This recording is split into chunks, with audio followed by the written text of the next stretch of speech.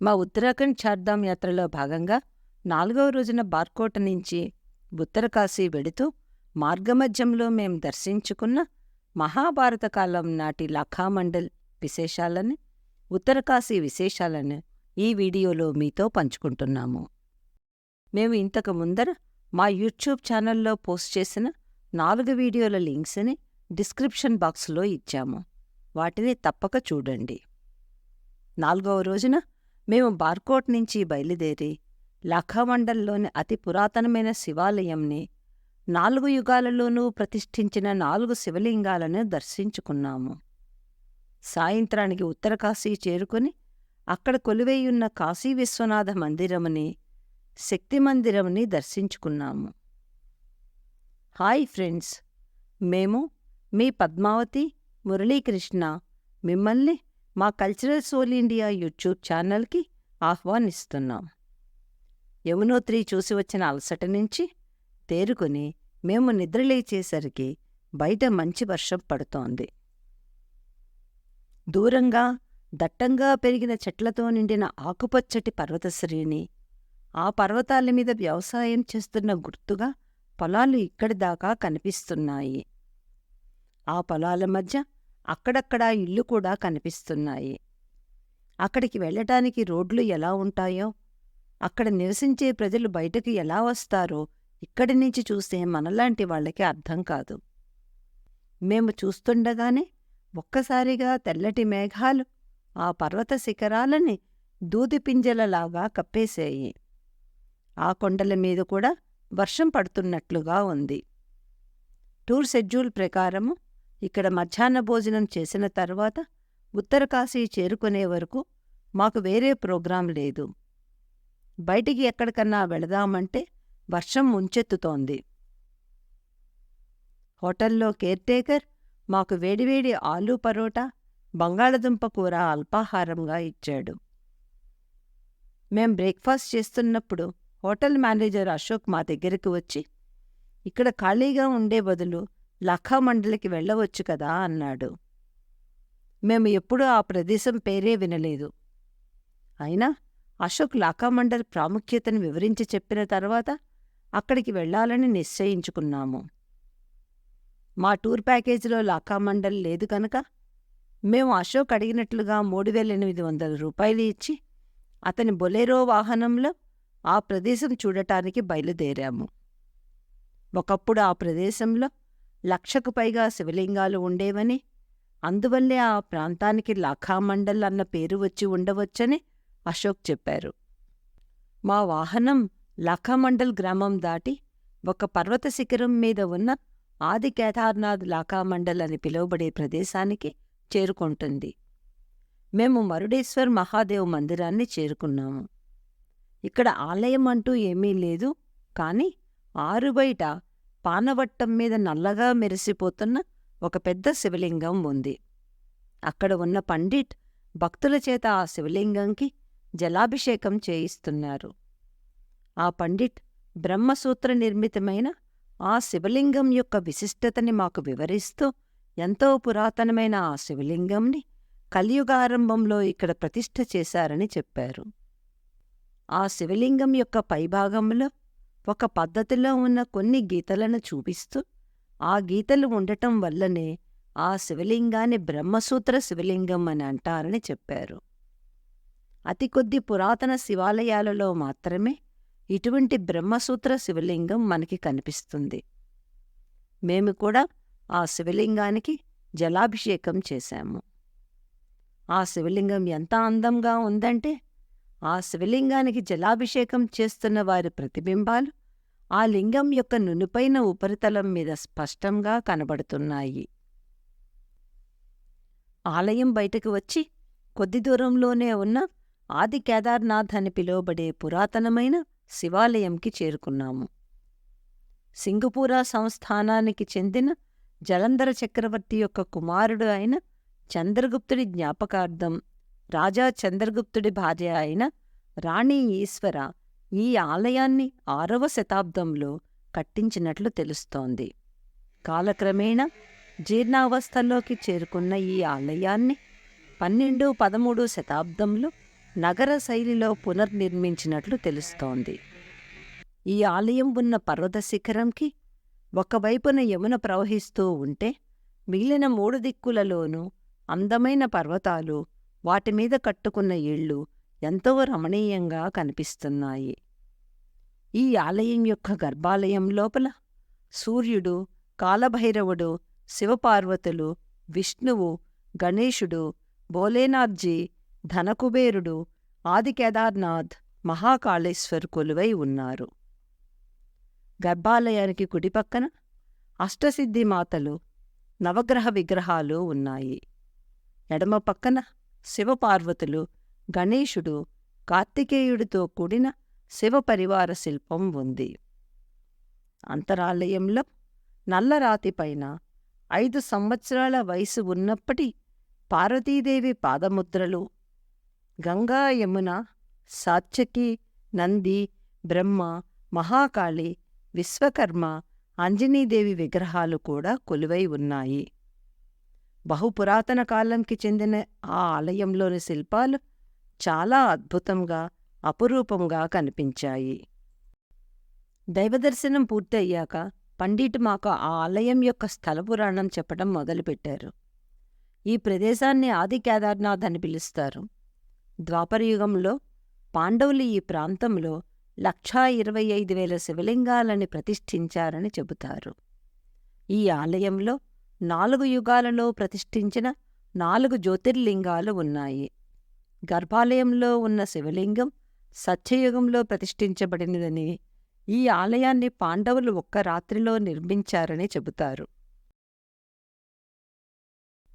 ఎర్రటి రాతిలో పొడుగ్గా చెక్కబడి ఉన్న ఈ శివలింగం త్రేతాయుగంలో శ్రీరాముడి చేత ప్రతిష్ఠించబడినది.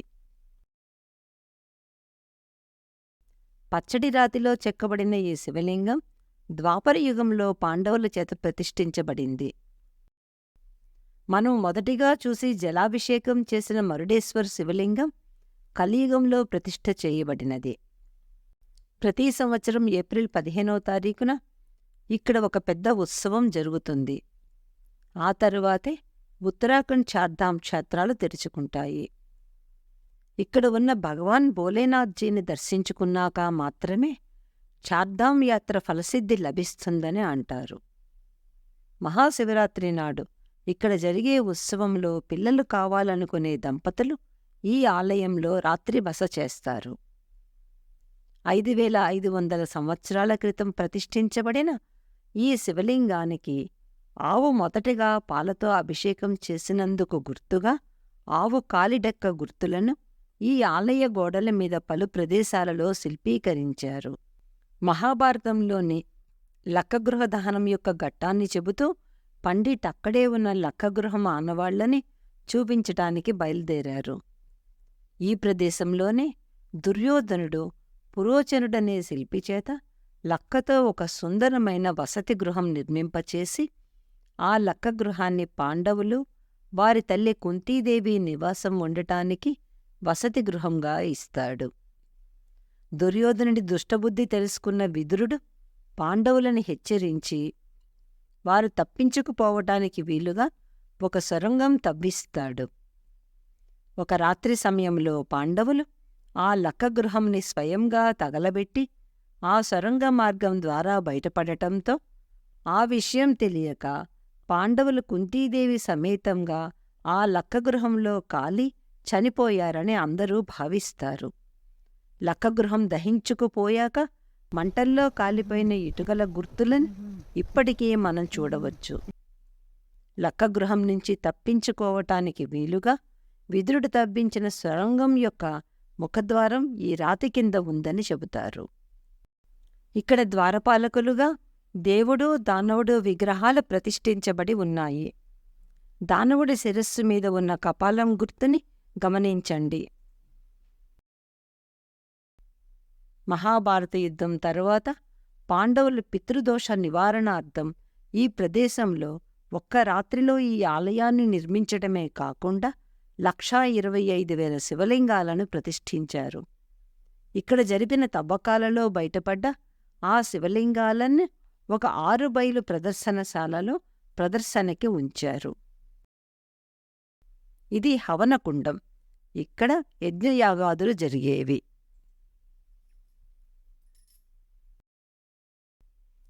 పాండవులు 5గురు ఇక్కడ 5 శివలింగాలను ప్రతిష్ఠించారు.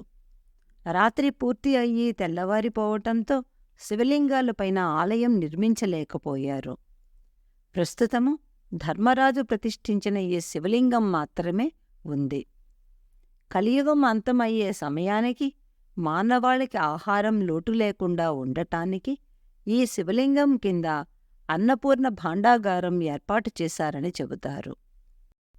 తిరుగు ప్రయాణంలో మేము పాండవ గుహ యొక్క ముఖద్వారం దగ్గర ఆగాము.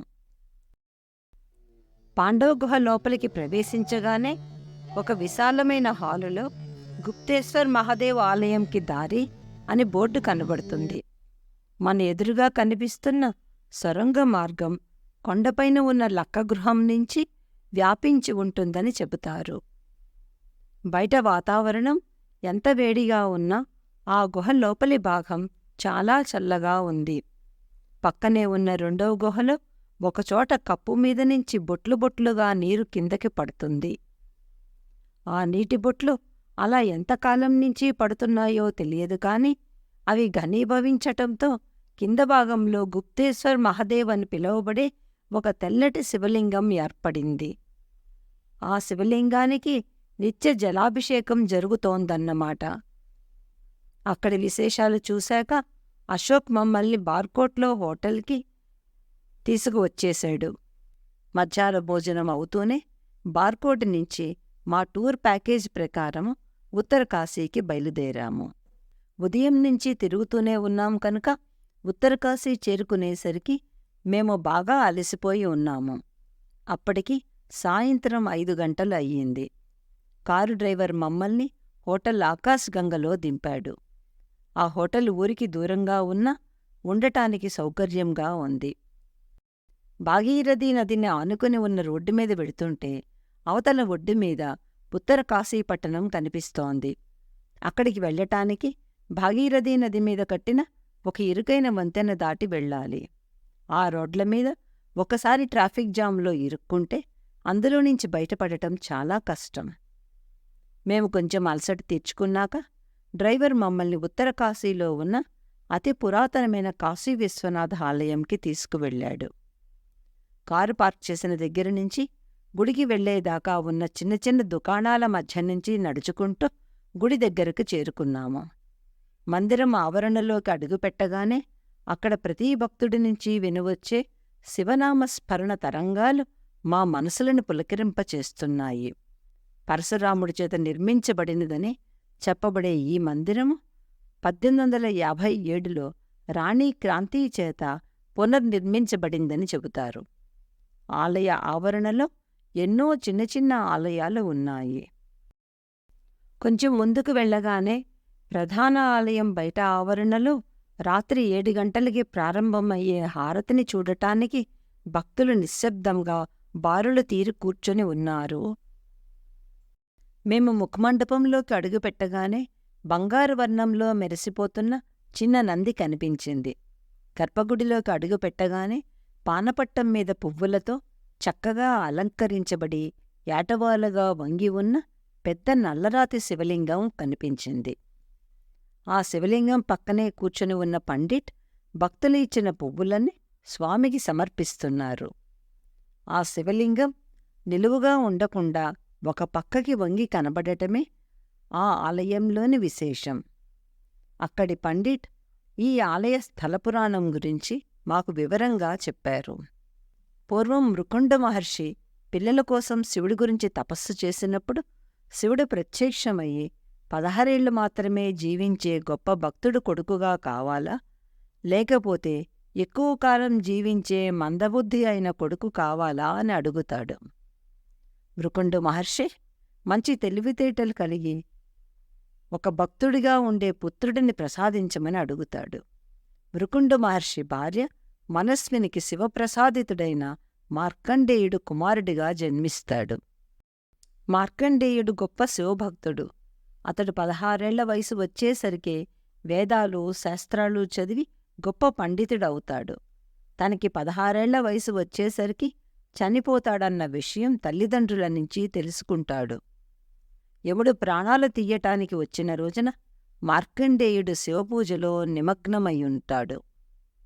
యముడు విసిరిన పాశం మార్కండేయుడితో పాటు శివలింగంకి కూడా చుట్టుకుంటుంది. అది గమనించని యముడు మార్కండేయుడు ప్రాణాలు తీయటానికి పాశంని లాగబోతే శివలింగం కూడా దానితో పాటు వచ్చేస్తుంది. అందుకు ఆగ్రహించిన శివుడు ప్రత్యక్షమయ్యి తన భక్తుడిని రక్షించుకోవటానికి యముడిని చంపుతాడు.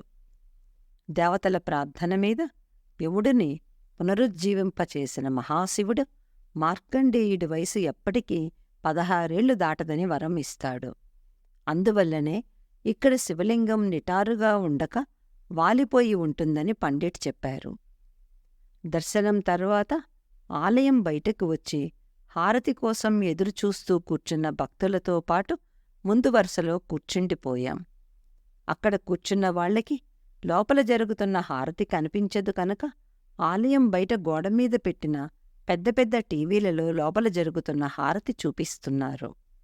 హారతి ఇవ్వటం పూర్తవ్వగానే పండిట్ ఆ హారతిని బయటకు తీసుకువచ్చి గుడి చుట్టూ తిరుగుతూ భక్తులకు చూపించి తిరిగి గుడిలోకి వెళ్ళిపోయారు. అక్కడి నుంచి బయటికి రావటానికి మెట్లు దిగగానే శక్తిమాత త్రిశూల ఆకారంలో ప్రతిష్ఠించబడ్డ శక్తిమాతా మందిరం కనబడింది. ఆ మందిరం కింద భాగం ఇటుకలతో కడితే పైభాగం చెక్కతోటి గ్లాస్తోటి 2 అంతస్తులుగా చాలా అందంగా కట్టబడింది. మందిరం పైభాగంలో అద్దం లోపలి నుంచి త్రిశూలం యొక్క పైభాగం కనబడుతుంది. ఆలయం కింది భాగంలో ఉన్న ద్వారం నుంచి ఎరుపు రంగు చెమికీ బట్టలు అలంకరించిన త్రిశూలం యొక్క అడుగు భాగం కనిపిస్తోంది. ఆ త్రిశూలం అడుగుభాగం భూమి లోపల ఎంత లోతులో ఉందో తెలియదు కాని భూమిపైన మాత్రం 24 అడుగుల ఎత్తు ఉంది. ఆ త్రిశూలం ఏ లోహంతో చేశారో ఇంతవరకు ఎవరూ చెప్పలేకపోయారట.